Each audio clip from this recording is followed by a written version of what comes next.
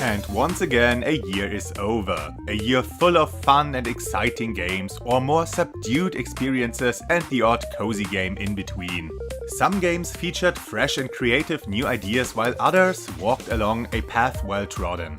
We got a lot of new IPs, but also another batch of remakes and remasters. We got shitty business practices as well as important steps forward for consumer rights. Truly an eventful year. And to celebrate it appropriately, I will once again pick all my highlights from the past year, all my favorite releases, and present them with all the fanfare a no-budget channel can muster. And I will return to my format of picking one game from each month that was either the most interesting or engaging or impressive for its respective month. But since this would leave quite a few outstanding games unnoticed, I will also once again present my iconic and highly sought after UnicornStorm Golden Gamepad Awards in a few categories that kinda arbitrarily stood out to me this year.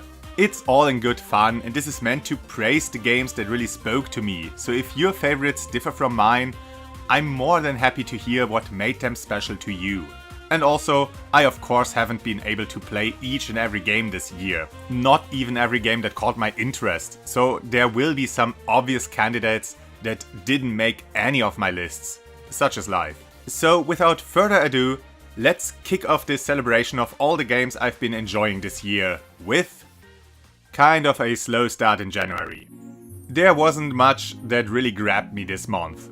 Later during the year I came back to some releases. I played Dead of Darkness, a top-down SNES-style Resident Evil-like, with dialogue as crappy, though not as entertaining, and yet not as boring and annoying as the drawn-out conversations in Eternal Strands. But the actual exploring and monster battling gameplay is pretty fun, with a lot of versatile tools and techniques to bring down all kinds of small and big monsters and lay waste to your surroundings. A highlight for me was the unique RPG Maker game Ekorella, because of its fresh setting, great visuals and bizarre horror, and it would have been my pick for January if it were a complete game, but right now it's little more than a demo, no matter how it presents itself. Instead, that honor goes to a game I originally skipped but returned to it later. I'm talking about the highly addictive investigation game The Root Trees Are Dead. I really love this approach to detective games. It's very similar to Return of the Obra Dinn. Our objective is to fill out a family tree with names from a list and a selection of occupations. But there's so much more to it. What might sound boring at first is a deep investigative process, lots of research and lots of intuition. Every detail you notice, every identity you successfully uncover feels so satisfying. And it also helps that this is all contextualized by some well fleshed out and engaging family drama that you can get completely sucked in. The breadcrumbs are spread out cleverly and just far enough apart that you always need to put in some effort to uncover the next puzzle piece, which in turn makes every discovery feel very satisfying. A great approach to puzzle and adventure game design, very competently pulled off, and I wouldn't mind getting more games like this. February. Yeah, it's Pirate Yakuza. How could it be anything else?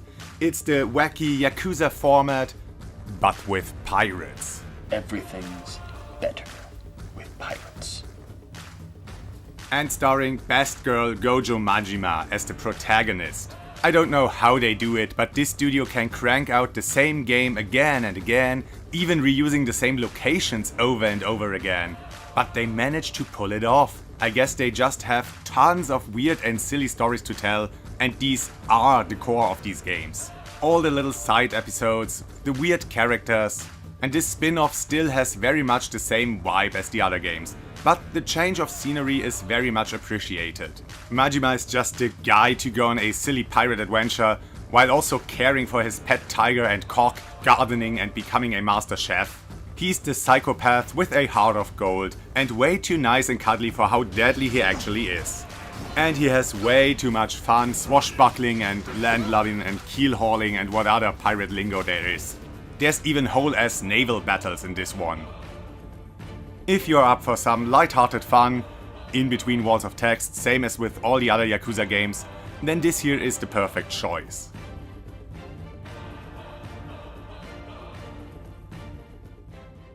March. A handful of games I was interested in released this month, among them Split Fiction, of which I was sure would be my pick for this month. I mean, despite it being rather disappointing with the story and the characters, and only just realized the whole potential of its setup in the final or so hour of the game, it was for all intents and purposes more It Takes Two. Pretty much the same game with a new coat of paint. So, a pretty entertaining co-op ride with a lot of fun set pieces. And yet, it was this inconspicuous little pixel horror release that captivated me the most. Look Outside takes place in a gloomy apartment building filled to the brim with monsters. That alone is nothing new though. Where it gets interesting is in what kind of horrors you're faced with and how the game presents its horror. This isn't a run-of-the-mill survival horror game. This is more so an anthology of creepy tales, all woven together by the narrative of your character trying to survive a 2-week lockdown inside his apartment building. You will encounter all kinds of strange and creepy creatures, many of them hostile, but some of them friendly or at least willing to negotiate. There is this family slowly turning into tooth people, a weird cult of astronomers, people turning into eyeball monsters, and even nastier things. While death comes quickly and swift in this game, it isn't a brutally hard survival horror game. Encounters feel like an adventure game, combat is turn-based RPG, and the exploration features some time management somewhat similar to something like Persona. The game is jam-packed with creative spookiness and the perfect activity for a stormy night. With April, the year finally got rolling. First was the reveal of the Switch 2, finally, when we still believed that this was a good thing. And that's all the mention it gets from me for this year, it doesn't deserve to be praised. And then there was the somewhat sudden release of gaming's worst kept secret with the Oblivion remaster. The next batch of Tomb Raider remasters got once again completed by their Evercade counterparts, and even more classics made their way to modern systems with the Luna Silver Star Collection and Breath of Fire 4 on GOG, which goes full steam on the classic game revival train. But there were two games that really spoke to me. One was the amazing puzzle roguelike Blue Prince that was so incredibly engaging and captivated me so much with its many more and less immediately obvious puzzles, and it would have made the list if it weren't for a little game that also released this month called Clair Obscur.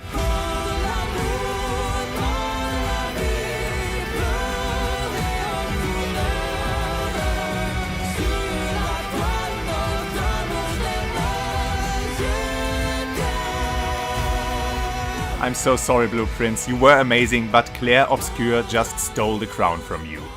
With its unique visual design, the deep and compelling story with its many twists and turns and emotional gut punches, with the stylish and satisfying combat system, and of course, the incredible soundtrack.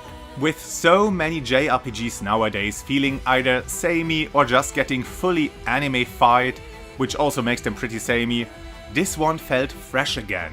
Surprisingly so, at least to me. I was skeptical about this game at first. The story hook sounded interesting, but the game nonetheless could have turned out pretty weak or silly or boring. And while the game can get silly, sometimes even on purpose, and its AA nature is very apparent in a lot of scenes, it's everything but boring. The game's a highly engaging experience all the way through. It's fun and exciting, tense and nerve-wracking, contemplative and tragic, and so very satisfying. Or satisfyingly unsatisfying, when it has to be. The game didn't reinvent the wheel, and it's not perfect in every regard as some critics make it out to be. Not even when it comes to story or characters, or at least the moment-to-moment presentation. But the game rises past the sum of its flaws, offers the well-known systems and mechanics in a fresh new way, presents some amazing and impactful moments, lets you marvel at all those breathtaking scenes and set pieces, and enjoy the great music. Truly a masterpiece, and that at a retail price of almost half of the competition. May. In May, quite a few games caught my eye. Labyrinth of the Demon King enticed me with its impeccable, solemn and creepy atmosphere, but I couldn't really get accustomed to the purposefully sluggish gameplay. Fantasy Life ate a huge chunk of my time and I'm certainly enjoying it, but it's more of a highly addictive checklist and busywork simulator than an engaging experience. Midnight Special recreated, somewhat, the experience of the first Clock Tower game. Doom offered high-octane action with the most unnecessary story ever. Japanese Drift Master had me once again visit a virtual Japan, so this alone made it special to me. And of course we got the beautifully haunting Midnight Walk, a creepy little journey all about overcoming hardships, making things right and coming to terms with past mistakes. But there was another game with very similar motifs, just a lot more bright and colorful, though not any less emotional. In Culebra, we are a bone snake, already deceased, and now we roam the lands of Limbo, searching for a way to move on, and along the way, we help all sorts of people doing the same. This game is mostly a puzzle game with simple item puzzles, but with a twist, in that the lands of the dead are in a kind of time loop. In actuality, it's that the souls of the dead forget every new piece of information after their arrival each morning. They live in their own little self-made reality, mostly one full of regrets, and they can't break free from it. Whenever they're ready to move on, a new day dawns and they revert back to where they started. So that's where you come in. You help them with their problems, you listen to their sorrows, and by breaking their habits, by getting things done, you have enough of an impact on them that they do remember things. Small things, details, mostly concerning you.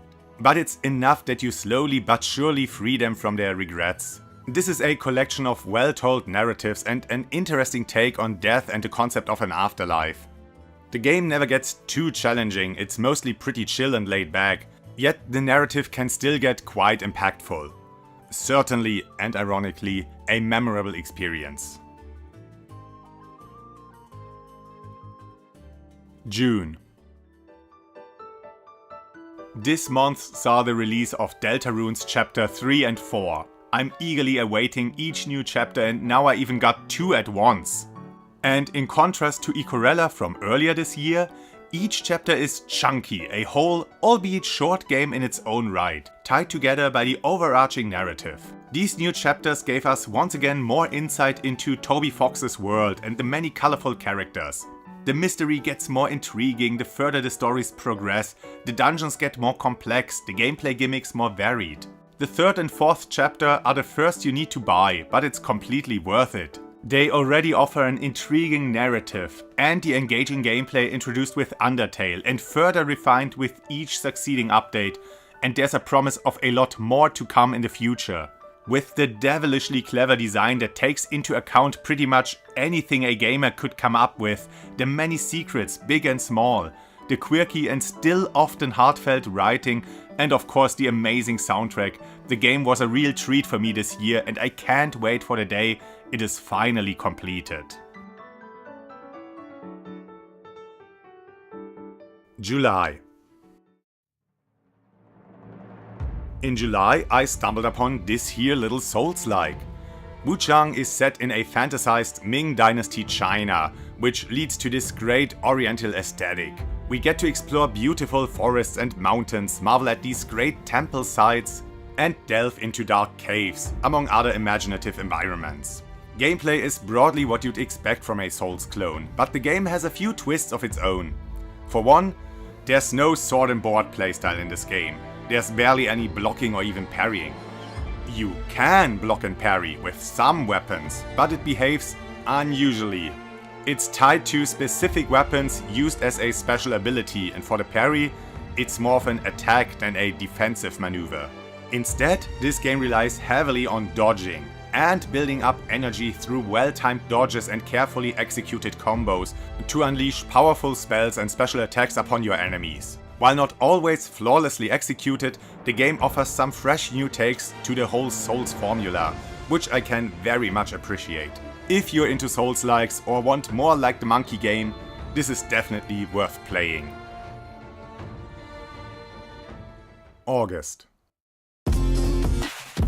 I'm always somewhat torn when it comes to early access games. Does it really count as a new release if the game had been playable for about a year? That's why you won't really find too many early access or well, out of early access games in these videos. But every now and then, there is one I was really interested in, or which hooked me in so much I had to mention it. I had my eyes on the Rogue Prince of Persia since it was revealed, but I'm generally hesitant when it comes to early access games. But when it was finally done, whatever that's supposed to mean these days, I of course had to give it a spin. And I was pretty damn happy with what I got. The game before already had some great platforming game feel, and this game continues, not as a copy, because a lot of stuff has changed, but the exhilarating, fast-paced and versatile platforming feels as great. You can find and unlock a lot of different equipment pieces, weapons with different fighting styles, trinkets that give all kinds of passive bonuses which alter your playstyle each run. And you have to face a bunch of different enemies, all with their own movesets and little quirks. There's quite a bit of depth to the mechanics, and yet the moment-to-moment gameplay feels very intuitive. A fun ride and a worthy addition to the Prince of Persia franchise.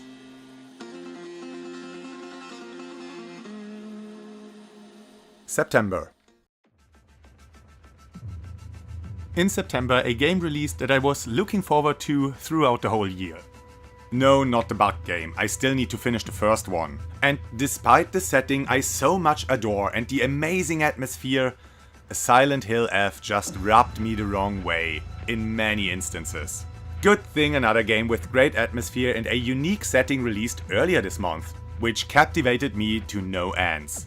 Hell Is Us takes us to a war-torn early 20th century yet still futuristic country where the atrocities committed by both sides gave birth to horrible creatures, as emotion and merciless as they are faceless. I got interested in the game because it looked like a Souls-like during World War I, trench Souls you might call it. And while the Souls mechanics are certainly there, it's more a Souls light. And the same goes for the World War I aesthetic, which only really exists in the first two zones, before it gets exchanged for modern cities or mythical cult sites. Still, a pretty good action game with a handful unique mechanics to distinguish it from its genre brethren, in a dark, at times gratuitously grim but highly engaging narrative in an immersive world, with some pretty darn great and unique puzzles in between. The game tries a lot and succeeds in quite a few regards. It doesn't live up to its full potential, but the things it does well, world building, atmosphere as well as the combat, are truly engaging. The game isn't always fun, but very compelling all the way through. October. I was so looking forward to Ghost of Yotei. I loved the first game, but this just didn't hit the mark. Even though it flaunts its great director modes, it's more of a Tarantino movie than anything else, and the gritty revenge story distracts from exploring the open world and enjoying the beauty. Jin fought for the country, Atsu fights for retribution and her own satisfaction, and the tone is all over the place. With comic relief moments, with Atsu's supernatural durability. I'd rather play Ghost of Tsushima again, such a disappointment. Why are the Japan games forsaking me this year? I mean, Ninja Gaiden 4 was fun. Maybe a bit too anime during some moments, and the ninja wall running jumping around feels too hand-holdy and streamlined, but the combat is pretty amazing. It's flashy, ultra fast and rather demanding platinum goodness with a new spin, distinguishing itself from other titles and preventing the game from being another Bayonetta. But instead of playing as a confident, powerful witch, you are playing a sexy, ripped dude clad in tight leather. The game crashed thrice during my playtime, so to keep my PC safe, I kinda stopped playing. So yeah, my actual choice for this month is Tormented Souls 2. Not just by default, because I really enjoy my time with it.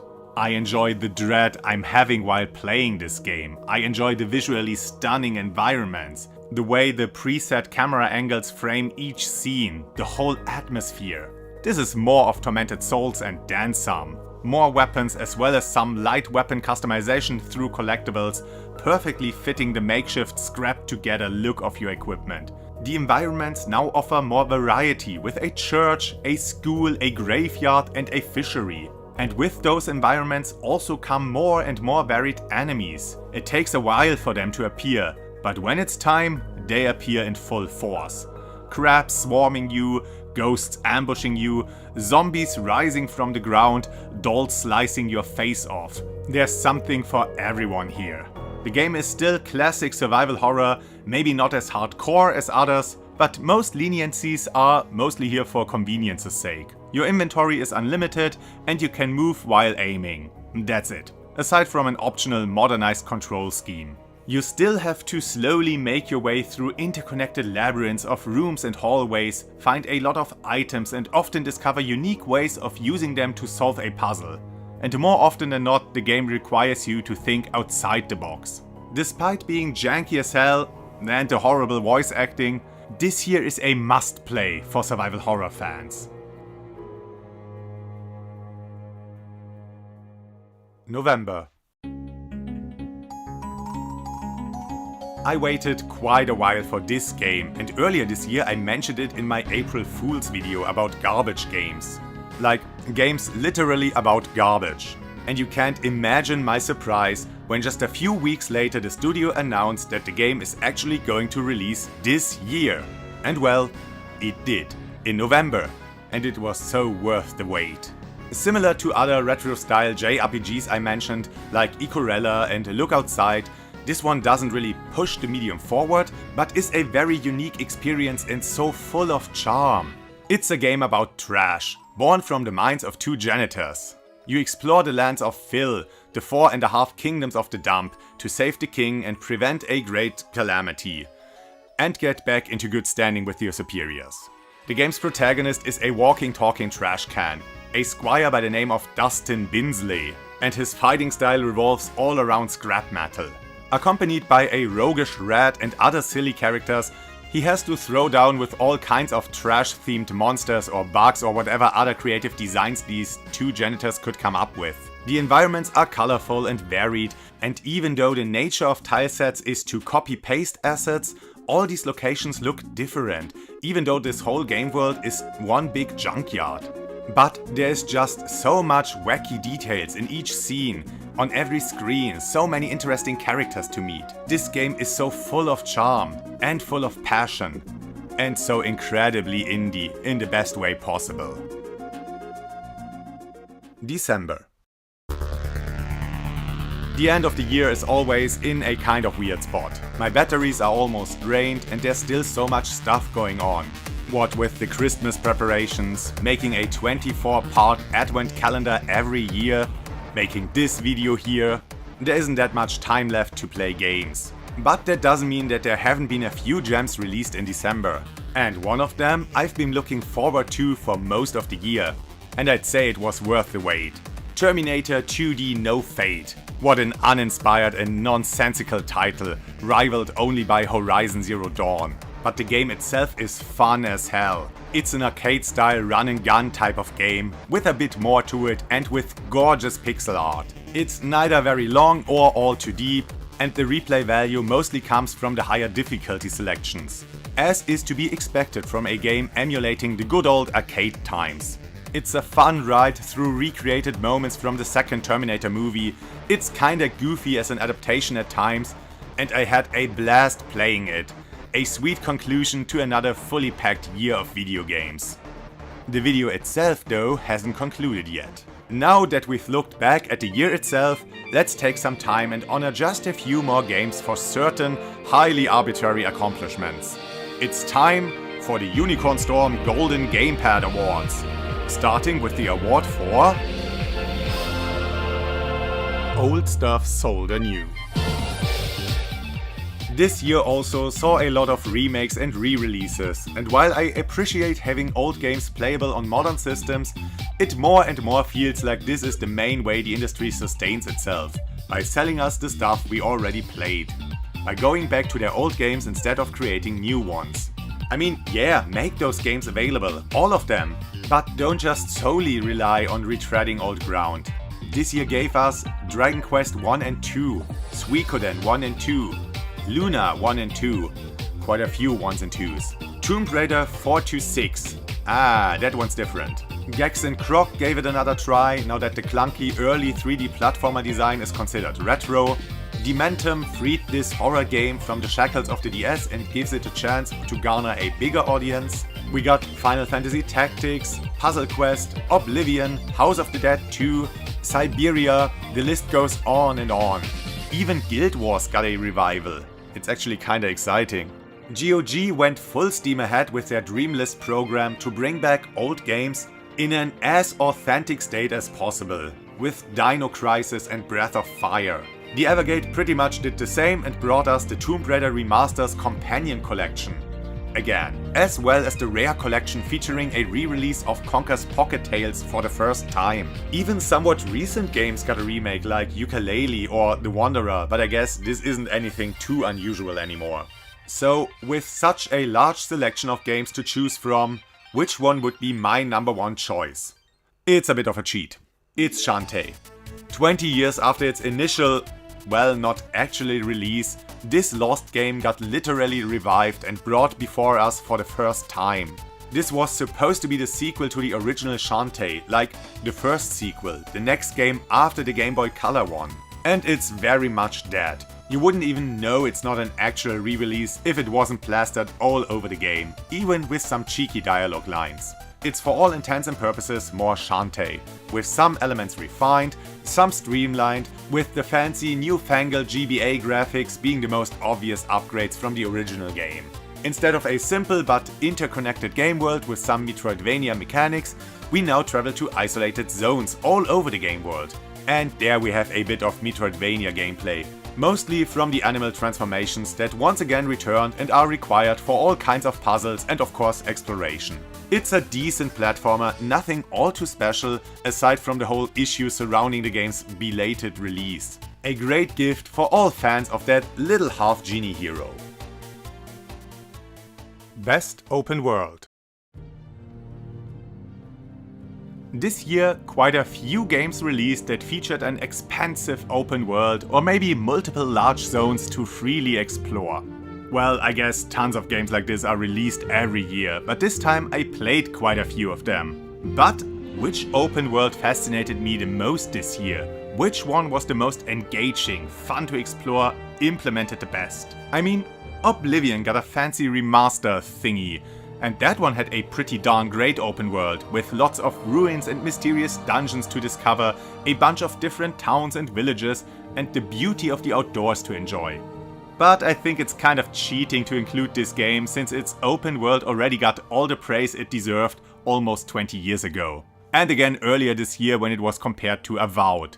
It's obvious that that one didn't make the cut. Even though I quite like the general visual design and the level design for dungeons and combat arenas, but the open world itself just felt so superfluous. Eternal Strands was pretty fun with all the destructible environment that reacts differently to your different spells and attacks. But I didn't get very far in it because I just couldn't stand the atrocious writing and all the forced cutscenes and conversations. Atomfall looks neat, but I haven't really gotten around to it yet. And The Outer Worlds 2 featured varied and beautiful environments, and due to its smaller size compared to something like Elder Scrolls, uses the stretches of land more purposeful. Though, it seems less than its own prequel. It's the bloat leaving its mark. Maybe I choose Ghost of Yotei. Fuck no. I don't know what went wrong. The first game had this stunning open world with beautiful vistas at every corner, not just set pieces, but an organically and naturally beautiful game world. I never felt the urge to use the fast travel system in that one, because I enjoyed traversing this world just so damn much. But here? What is this? It's a showcase of landmarks in an utterly artificial landscape, with identical trees and bushes lining the edges to prevent you from traveling out too far. No, Japanese Drift Master had a more convincing game world than this game and satisfied my hunger for everything Japan way better. If you're looking for a truly majestic, immersive, well-crafted open world, you just have to look at Kingdom Come Deliverance 2. 2 is the current one. All the jank and weird yet endearing design aside, the world itself is just amazing, lovingly crafted with so much detail. Everything has a purpose. A forest isn't just the same meadows, just with the trees closer together. In this game, the ground is more muddy, earthy. Leaves cover the ground, branches lie around, sometimes fallen trees. You don't find loot around every corner, because why would you? Who would leave their belongings out in the wilds? This isn't Thief VR. You have to look for hunting seats or campsites. Plants grow in logical locations, so you can intuit where to look for them. Challenges aren't scaled to your level, but created in a way that makes sense within the world, for better or worse. And everything, from the roads, to the villages, to the castles, is created with a focus on authenticity and believability. This is a world where you can truly immerse yourself in and forget everything around you. Best puzzle game. Puzzles and video games go together like controllers and video games. They have been here pretty much from the start, depending on what you consider the first video game. I always like me a good puzzle in a video game. Something to get the noggin jogging. Doesn't matter if it's finding secrets in an action game, combination and deduction in graphic adventure games or later action adventures, or little riddles or logic puzzles and the like. Survival horror games often double up as puzzle games, as they are often designed around puzzle playgrounds, mostly with classic graphic adventure puzzles, where you need to bring the correct object to the right place or find codes and combinations through exploration. And why not? Everyone can be a winner, of course. We had some dead good survival horror puzzles that not only required observation and deduction, but also a good amount of out-of-the-box thinking. And not just in games like Tormented Souls 2 or Silent Hill F. Hell Is Us as well had some damn good and creative puzzles. Developers this year have been exceptional with their puzzle game design. Which leads me to this fresh new approach to puzzle games. Blueprints is a puzzle game on so many different levels. First, there's the obvious, the procedurally generated game world affected by a selection of cards you get to draw the different rooms from. This already is its own puzzle where you need to strategize, choose which cards to draw and which to forgo at which point during the exploration. You want to avoid dead ends, but also try to find a lot of keys and gems and money early on, so you can unlock the higher tier rooms later. All to make your way to the end of the ever-shifting mansion and find the enigmatic room 46 and uncover all the mansion's secrets. The latter demanding even more from your puzzle-solving skills. There is so much going on in that mansion. Some rooms have isolated puzzles that reward you with a few resources. Some have hints to puzzles in other rooms that unlock more locations on the mansion grounds. And then there are the many environmental oddities that begin to make sense after you've found enough clues. It's so incredibly satisfying to peel away at the layers of all these mysteries. This game kept me captivated, lured me back every time with its intriguing setups and the clever little puzzles and a surprisingly well-working gameplay loop. A must-have for fans of puzzle or adventure games. Best horror game. Hey, I'm a sucker for horror games, so you will find at least one of them on almost all my best of anything lists, and there will always be a best horror category in these end of the year retrospectives. I'm not into cheap scares though, you won't really see me playing those streamer bait games. I'm more into it for the atmosphere, the challenge and the struggle of finding a way out of a dangerous situation. That's why I gravitate towards survival horror games, more so than to others. They require me to think as well as to do well in combat and keep my cool. It's a challenge for the brain and the guts. The methodical nature of this genre also lends itself really well to creating a tense and frightening atmosphere. Silent Hill F did really well in the atmosphere department, but failed in everything else. Good thing we still have Tormented Souls 2. The game is just amazing. It builds on the strengths of its predecessor, expands on many of its systems, and keeps all the jank. But this still resulted in an entertainingly eerie experience. The star of this game is the presentation. These detailed environments, drenched in darkness and shown to you through well-blocked, predetermined camera angles, making the most of what the game decides to show you, and what not. Hiding enemies around corners or just off camera. You can often hear them long before you can see them, and this alone fills you with dread. Can you safely take another step forward? Of course this is par for the course in this genre, having been established over 30 years ago with the original Alone in the Dark, but this game refines the concept, polishes it up to a shine. The only thing having gotten any polish, it seems. But all the flaws don't take away from the atmosphere or the horror. Enemies come in all kinds of terrifying forms and colors. People mutilated and turned into living weapons with sharp blades sticking out of their bodies. Some of them appearing more spider-like than humans, crawling on the ceiling and lying in wait for an ambush. Murder dolls coming to life, anatomy models starting to walk, zombies rising from their graves. Nowhere is safe, monsters can appear at any time and you can't always deal with them. For one, because of the limited amount of ammunition you get for your makeshift weapons, and secondly, because the biggest threat in this game is darkness. Find yourself without a light source and you can't even raise your weapon and will also die within moments. So for most of the game you have to equip your lighter whenever you step into darkness. And then you're at the game's mercy, of which it doesn't have all too much. A great game once again that offers you a tense experience with the dread of stepping into a dark and unknown new room, with the genuinely terrifying moments and the amazing atmosphere the game creates. Truly survival horror at its finest. Best spooky game. So what do I mean by that? What is a spooky game as opposed to a horror game? According to my definition, a horror game tries to terrorize you, to keep you on edge for most of the time, only give you a little bit of reprise before cranking the terror right back up. A spooky game instead might still try to induce dread and startle you every once in a while, but the focus isn't on the unnerving experience, or at least not on keeping it up. It more so uses a similar presentation, uses themes of horror. It might look and sound and play just like a horror game, just without the stress. The line between those two game types is pretty blurry, and maybe even somewhat arbitrary. I'd count Ekorella more as a spooky game than a horror game, because even though the scary and disturbing stuff is truly scary and disturbing, it's just so colorful and lighthearted a lot of the time. And the same goes for something like Deltarune, that knows how to create a tense atmosphere, but makes light of it very quickly.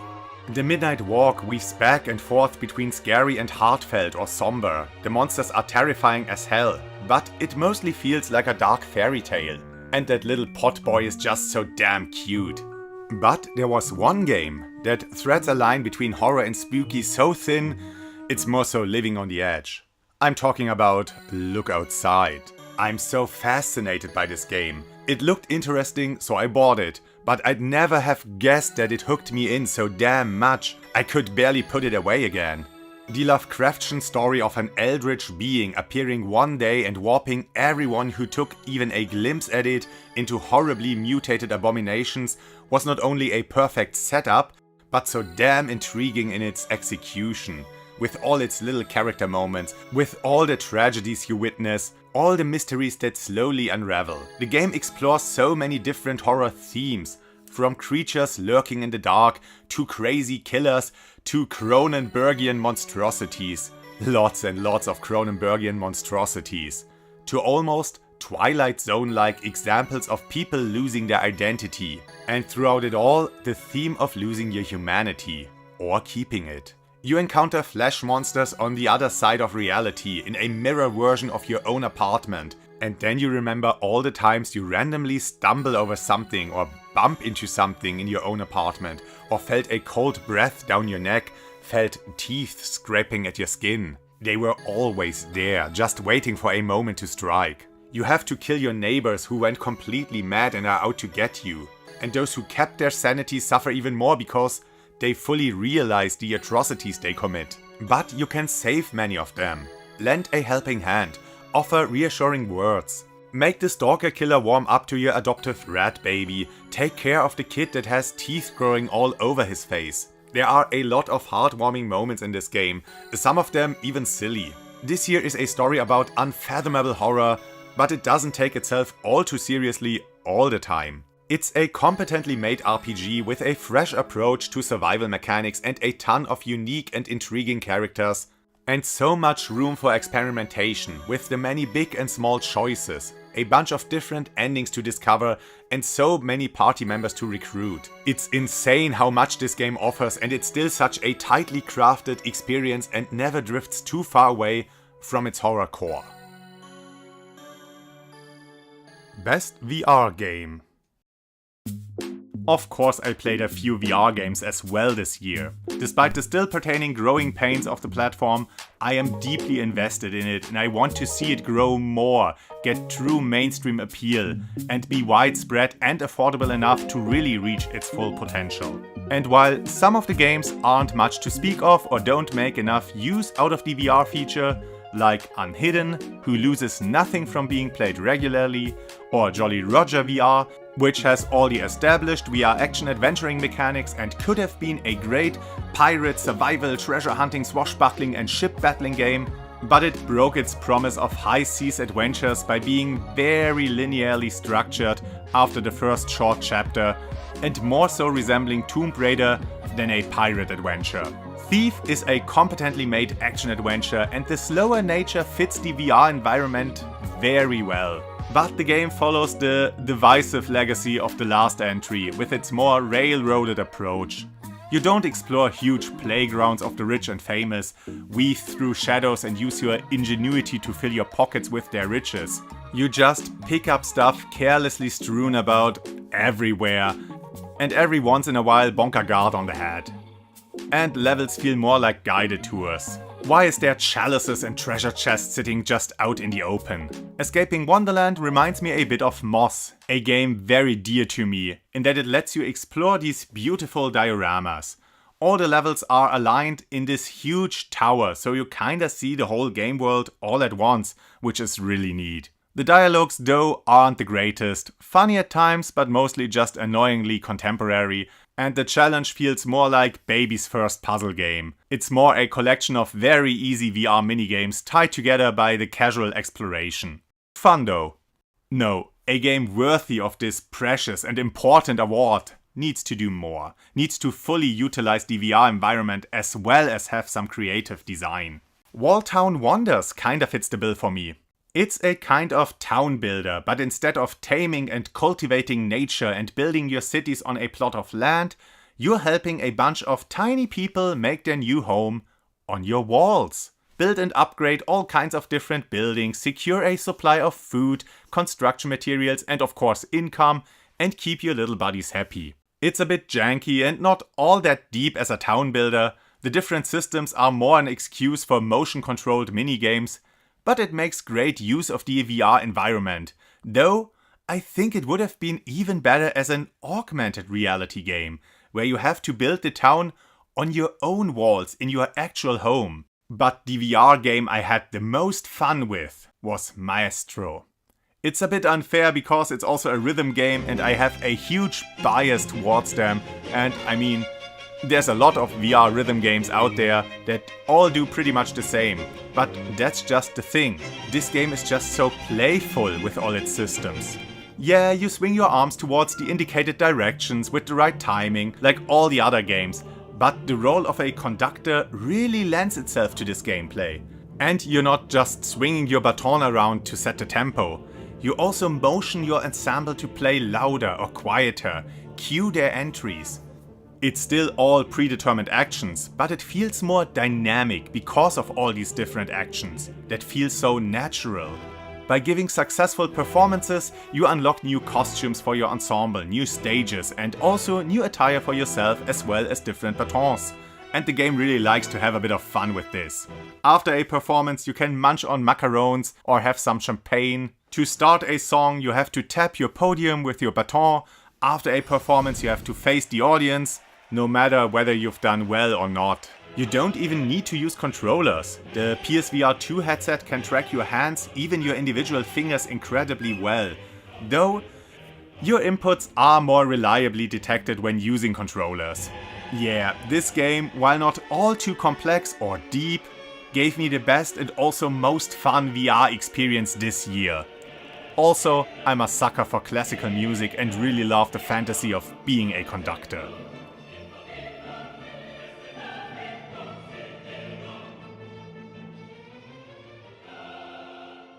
Best Art Design. The one thing AAA games are known for, I mean in a positive way, are stellar graphics, photorealistic models and texture work, ray tracing, all the good stuff that really doesn't make a game any better. Though in recent years not even that held true all the time, most of the time, a lot of the time. But if you're looking for outstanding art direction, unique art styles, something fresh and made with passion, AA or indie is the way to go. These are the games where weird ideas still have a place, where creative vision trumps mainstream appeal, and where we get some truly visually unique games. Some of them still more on the naturalistic side, with Routine for example, with its blocky, vintage-looking space station, future tech and robot designs. Or Hell Is Us, where Central European brick buildings and World War I era trenches meet cultic ritual sites and alien anomalies, with enemies seemingly having emerged from expressionistic paintings or being sculptures come to life. And speaking of expressionistic designs, Clair Obscur. Visually, this game doesn't hold back. Clashing art styles with the realistic looking humans and all the other weird creatures, heavy color contrasts, one forest is completely blue, another dressed in bright red leaves, we get lush green and bright gold, and a lot of imaginative environments, like an ocean suspended in the air, floating cities, and quite a lot of things floating around in fact, or rock walls covered in faces. It's a trip, but this is to be expected, since the whole contextualization of this game world is that of an expressionistic painting, with the antagonist being a giant paintress, painting all the things into existence or erasing them again. So of course anything goes, it's not bound by anything but the raw creative expression. But even more of a trip, visually or otherwise, was Look Outside. The game accomplishes so much with so little. As an RPG Maker game, the resolution is comparatively low and everything is pixel art. But even with these limitations, the game creates some stunning visuals, imaginatively disturbing imagery, both with the little bit larger combat sprites or full screen images, but also the little character sprites and tile sets. These images are so full of detail and full of personality. They can be weird and absurd or outright horrifying. With the setup of an eldritch being warping the laws of reality itself, pretty much anything goes, similar to Clair Obscur. But there is a stronger identity to the art style here. It's tied together more consistently. If there were a comic adaptation to this, Junji Ito would be at the helm of it. And I'd really want to have an art book for this, just to browse through all these great designs. Most unique game. The very nature of video games kinda implies that each and every game, barring remasters and the like, is a unique experience with its own spin on established mechanics or new and inventive systems. Well, if they're not made by Ubisoft, that is. But of course there are different levels of uniqueness, with some games really pushing the envelope, innovating and, if the stars align, maybe even drive the whole industry forward. That's what this last award is all about. Not every game can be Doom or Mario 64, but this year as well, some games implemented some risky ideas and had them pay off. Like putting dodge and parry riposte mechanics with elaborate enemy animations in a turn-based JRPG, turning the action command combat mechanics that were already pretty innovative 30 years ago up a notch, requiring damn good reflexes and observation, which isn't all that common in a turn-based RPG. And then this got all dressed in an intriguing presentation with imaginative environments and amazing music, so that even those who are not too fond of the combat can't stay mad at the game. Or what about the next Joseph Fares game, Split Fiction, following It Takes Two's formula and trying to innovate on it, at least in the last chapter where the gameplay truly goes off the rails, as you weave back and forth between the two settings, prepare to face or avoid things that only exist in one of the two realities, as even the split screen itself becomes a major mechanic. But the game that truly blew me away with how unusual it is, with all the potential it promises, is Metro Gravity. Don't let the low-res voxel look that so many games have been using for a while discourage you. I mean, it didn't discourage me, the game looks awesome. Varied environments full of detail and color, and sometimes the absence of it. And the chunky voxels make these weird environments easier to read, which is really important since you're going to flip around, cling to walls and will surely lose orientation quickly and often. Because this game lets you defy gravity like no other game that isn't a space shooter. You can stick to any surface and alter your personal gravitational pull. Well, how you are pulled. That also goes for enemies and other NPCs. Rooms are decorated to accommodate for the weird gravity in this place. Dungeons spread out in every direction. Quickly, this game becomes a trip. You need to think three-dimensionally to deal with the many challenges the game throws at you, be it platforming, puzzle solving or combat. And this already would be enough, but in addition to that, the game is also a freaking rhythm game. While you can run and jump around just fine however you want, attacking to the rhythm of the background music gives your strikes an extra oomph, and enemies exclusively attack on beat. Or off beat. What is this? Crypt of the Necrodancer meets Mario Galaxy? God, that would be awesome. They already had their Zelda tie-in, so this isn't completely out of the realm of possibilities. So yeah, in addition to struggling to keep an eye on your surroundings, keeping track of the enemies, you also have to keep track of the rhythm. And the bosses are full-on music battles, where you dodge and defend an onslaught of attacks in tune with the awesome music.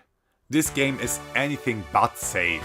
It will turn off so many people, but not because it fails in any regard or doesn't manage to pull off its genre mix. The game completely accomplishes what it set out to do. But that's just the price you pay for not compromising on your artistic vision, creating something truly unique. And that's why this game deserves so much respect, whether or not you enjoy playing it. And on this high note, I will end this retrospective of the gaming year of 2025. We certainly got some pretty darn good games, and I for one have yet to beat or try quite a few of them. So for now, I bid you farewell. I'll surely be back quite soon with the next game that caught my interest, but for now, I wish you an amazing new year, full of excitement, accomplishments, may all your aspirations come to fruition. And of course, I hope to see you again on the next game.